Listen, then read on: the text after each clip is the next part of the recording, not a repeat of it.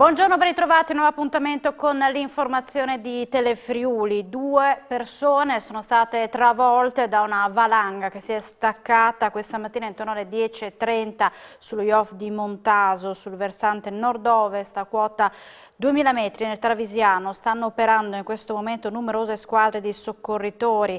L'elicottero sanitario decollato da Campoformido, l'elicottero della Protezione Civile del Friuli Venezia Giulia e della Protezione Civile di Pieve e di Cadore con i cani da valanga, il soccorso alpino della Guardia di Finanza, il CNAS di Cave del Predi, il Dabelluno ed decollato anche l'elicottero del SUEM a supporto.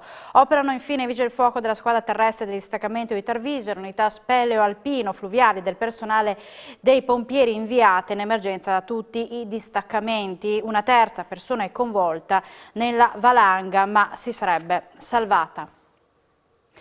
2 animatori del centro estivo di Gorizia indagati per la morte di Stefano Borges, il 13enne precipitato nel pozzo del parco del Palazzo Coronini-Kronberg lo scorso 22 luglio, non hanno avuto responsabilità per quanto accaduto. Lo ha stabilito il GIP del Tribunale Isontino che ha archiviato le loro posizioni.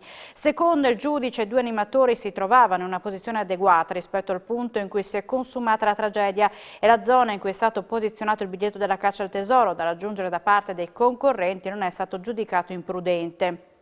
La Procura della Repubblica di Gorizia, oltre ai 2 animatori del centro estivo, ha iscritto nel registro degli indagati altre 12 persone, tra cui l'intero curatorio della Fondazione Coronini-Kronberg, contando anche gli ex componenti, rappresentante regione, soprintendenza ai beni culturali e architettonici del Friuli Venezia Giulia.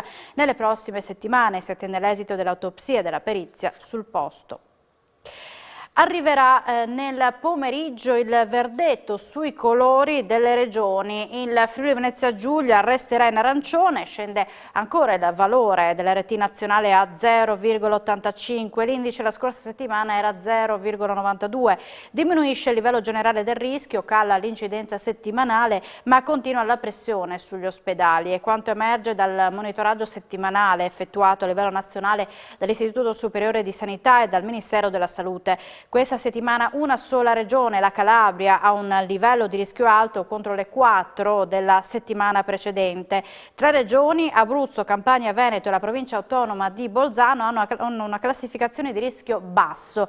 Rimane sopra soglia critica l'occupazione dei posti letto Covid, sia nelle terapie intensive che nelle aree mediche. L'incidenza settimanale infine è pari a 160,5 casi per 100.000 abitanti, contro 210,8 della settimana precedente. Nel pomeriggio saranno firmate le ordinanze con la conferma o il cambio di colore.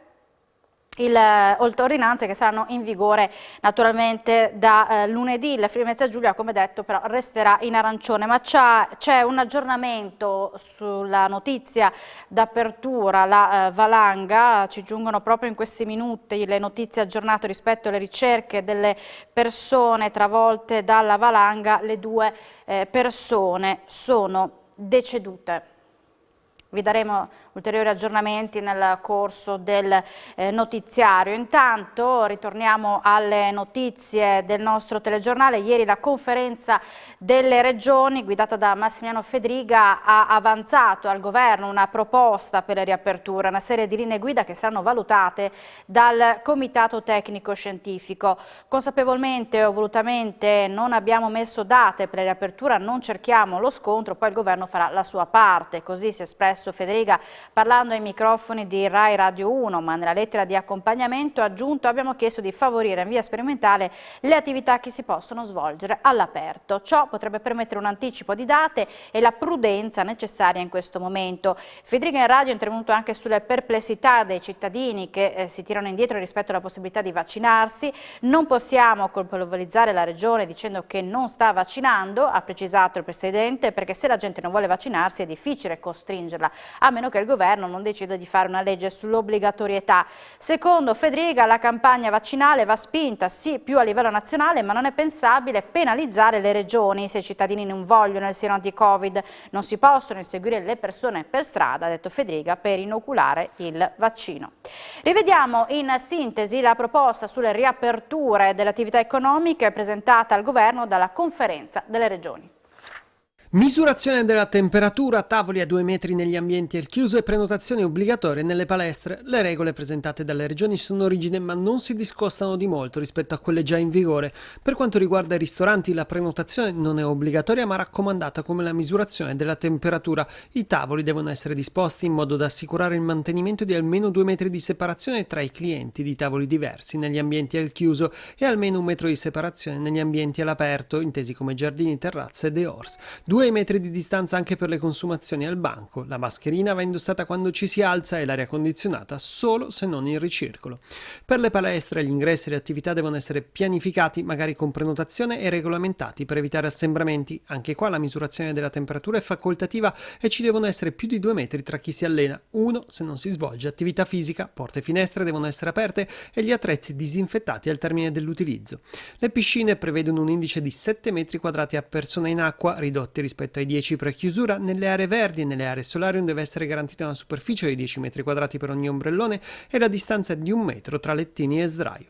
Prima di entrare in vasca è obbligatoria la doccia saponata, è obbligatoria ovviamente l'uso della cuffia, è vietato sputare, soffiarsi il naso e urinare in acqua, tutte pratiche che dovrebbero essere comunque vietate. Cinema e teatri prevedono la distanza di 1 metro anche davanti e dietro, non si potrà assistere a spettacoli in piedi, la mascherina è obbligatoria, altrimenti la distanza sale a 2 metri, anche gli orchestrali devono stare a 1 metro di distanza che diventano 1,5 per gli strumenti a fiato. Sulla danza invece, vista l'impossibilità di indossare la mascherina mentre si balla, si chiede un numero ridotto di presenze. Dal 16 maggio al 17 ottobre il Leggio è pronta ad una nuova entusiasmante mostra, un nuovo percorso d'arte meditato e curato da Don Alessio e che non mancherà di richiamare nel piccolo borgo montano, non lontano da Tolmezzo, migliaia di visitatori. Vediamo dunque qual è il titolo della nuova esposizione e qualche anticipazione sulle opere che saranno ospitate nella Casa delle Esposizioni. Dal prossimo 16 maggio fino al 17 ottobre il Leggio vi aspetta con una nuova entusiasmante mostra. 30 opere di provenienza internazionale vi condurranno per un sentiero ricco di emozioni e di stimoli per il pensiero. Opere anche dei più grandi autori della storia dell'arte.